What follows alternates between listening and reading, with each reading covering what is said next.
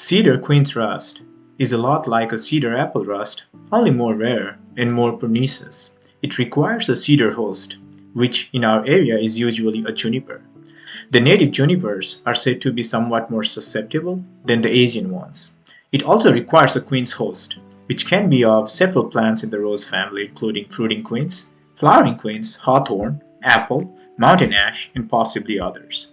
The spores generated on one host must germinate on the other host. Unlike cedar apple rust, cedar quince rust does not just affect the leaves of the quince host. It gets into the wood and causes lesions on twigs or branches that swell into gall-like structures. The swollen segments erupts into fruiting bodies with an orange tinge that presents the spores for dissemination. Then the fruiting bodies fade and the gall shrivels and darkens into something that looks a bit like a black knot. Because these galls disrupt the cambium, cedar quince rust can cause dieback pretty quickly. The chemical treatment can cure cedar quince rust on its own. If caught early, there is some hope that the affected wood can be pruned out.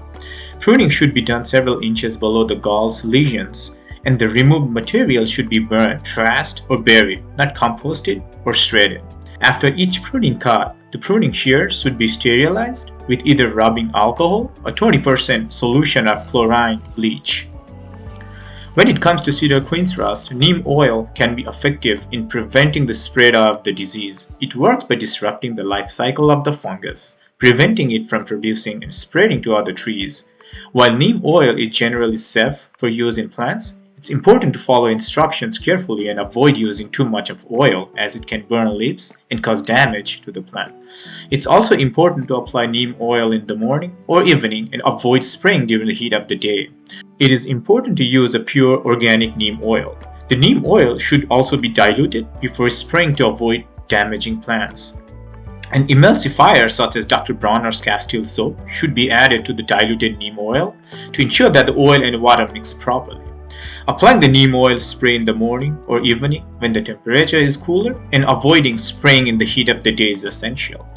Thoroughly wet both sides of the leaves and the trunk with neem oil spray to ensure the full coverage.